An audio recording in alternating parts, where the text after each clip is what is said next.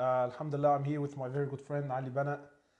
Um, After that video that went viral yesterday of you laying there on the floor, blood all over the place, I think everyone was very scared. So we've come to see him in person, to see how he is and to catch up with him. It's been 8 months since we recorded our first video. Ali, assalamu alaikum. Salam wa rahmatullah. How you doing? Well, alhamdulillah, compared to yesterday, a lot better, alhamdulillah. What happened yesterday, man? As you all know, I have a tumor in my mouth, subhanallah.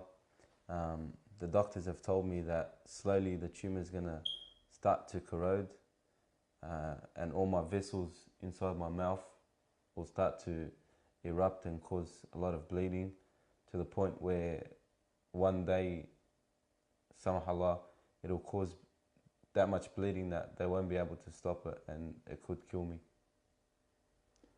So yesterday was the first episode of that, alhamdulillah. Alhamdulillah. But you look good. Yani, alhamdulillah, you really don't look like someone that's suffering. So I ask Allah subhanahu wa ta'ala that He gives you the strength to keep going. How have things been over the last 8 months? And from that first video until now, what's been happening? Where have you been? Well, I've been up and down in the last 8 months. As you all know, I've been to China, I've been to a different couple of countries to find different types of natural treatment. But subhanAllah, I've found out myself that no matter where you go, there's always someone that's trying to make money or trying to take advantage of you and the situation. So I've come to terms to realize that the only one that's there for me and will always be there for me and has every solution is Allah subhanahu wa ta'ala. You've been faced with a lot of rumors and a lot of scams, and has that affected you much, or have you been able to develop tough skin and move on with it? To be honest with you, all the people that doubt me, all the people that doubt my sickness, I say thank you very much to all them people, because wallahi, on the day of judgment, I'll be waking up with a mountain of rewards from you backbiting. So I urge all the brothers and sisters, if they want to make their own stories up, to fear Allah subhanahu wa ta'ala and stop giving me your rewards. It's because they love you, so they want to give you rewards. How's your project? How are things going in Africa? Well, alhamdulillah, the project, it's very, very good. I'll be leaving on Saturday to go and fulfill everyone's dreams that have donated towards MATW. Even though I'm sick, and the doctors have told me that it's not very good for me to travel at the moment, because the pressure of the plane and stuff like that can cause me to bleed some more. But subhanAllah, when I first started with MATW, I made a wa'ad with Allah subhanahu wa ta'ala and myself that I'm in for the kill. And no matter what happens to me, no matter how hard the struggle is, I'm going to keep striving until I finish these projects and finish my promise to everyone that's donated. Allah subhanahu wa ta'ala keep you strong. Your life over the last year in comparison to the rest of your life, if you could go back, because mashallah, I've been in touch with you, so over the last year, you've done some phenomenal things. So when you look back at the life that you lived in comparison to that 1 year, if you could go back, what would you change? Well, to be honest with you, at the moment, from when I got sick until now, as I said in the first video, that I've been gifted with cancer. And wallah al-azim, it's actually a gift that I'll never return. And it's changed me that much. It's brought me a lot closer to Allah subhanahu wa ta'ala. And I don't even know how the things I'm doing, I don't even know how I get them done. A lot of people message me, they tell me, we want to thank you and your team, but little do they know that there is no team. MATW is just, I am MATW.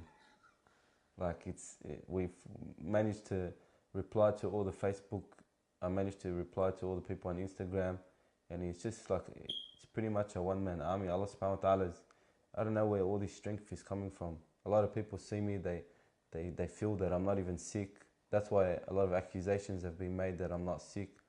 But wallahi, the struggles I go through every day is and it's between me and Allah subhanahu wa ta'ala, but He gives me so much strength. I wake up every day just wanting to do more and more for the deen. I remember a while back I went to the hospital to visit you. You weren't there at the time, so I went and I visited Muhammad Nagi. May Allah subhanahu wa ta'ala give him shifa. And I wanted to ask, what's the dark side of being sick? What are some of the challenges that people don't get to see? Because when I went to visit him, and I've gone to visit others, there's really a suffering that I think people tend to overlook, and it's a very real suffering. Do you face that yourself? What are some of the challenges that you're going through? Well, subhanAllah, everything is a challenge when Allah gives you with a sickness or takes away your eyesight or whatever it is that happens.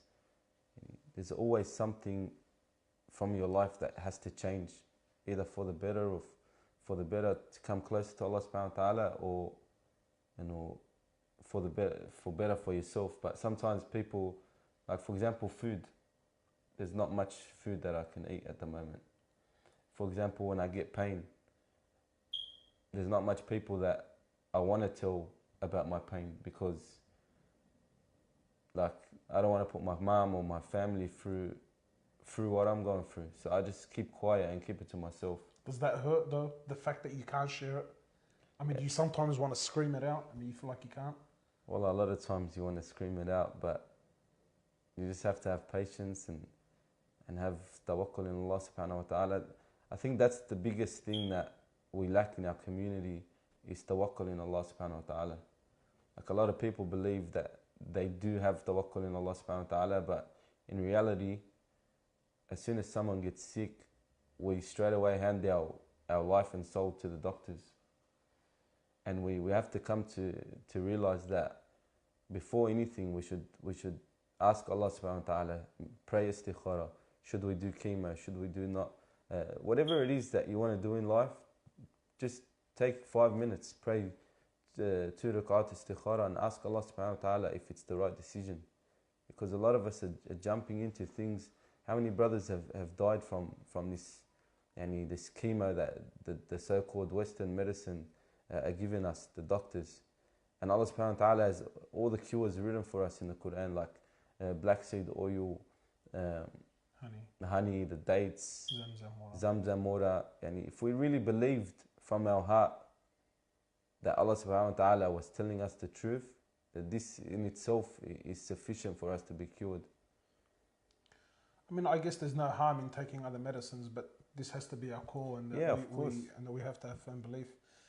Lastly, I want to say that yesterday when I seen that video of yourself, I must admit that there was an element of shock, and like I joked with you over the phone, I was like, man, you can't die now. We still got to do more things. But I remember when I was watching it, I did say to myself, why are you shocked? I can die before you.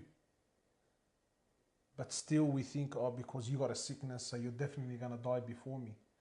So I guess my question to you is, what message do you have for the brothers and sisters that rightfully are concerned for you and worried about you, and obviously don't want you to die anytime soon? But what message do you have for the brothers and sisters? Well, subhanAllah, like Brother Hablas is saying, anyone can die before me. Even the people that were watching over me the day when I was on the floor bleeding could have died in that second before me. So we have to live each day as if it's our last, wallahi, each second as if it's our last. And a message to the brothers and sisters, may Allah reward you all for all your support and concern. But wallahi, a lot of people need to not feel sorry for me because I'm happy with what Allah subhanahu wa ta'ala has gifted me with. They need to worry and reflect from what they see and ponder and think about them being in the same position. Not even in the same position. Anyone can die at any time. So the truth is, as much as you feel sorry for me, you should be feeling sorry for yourself before me.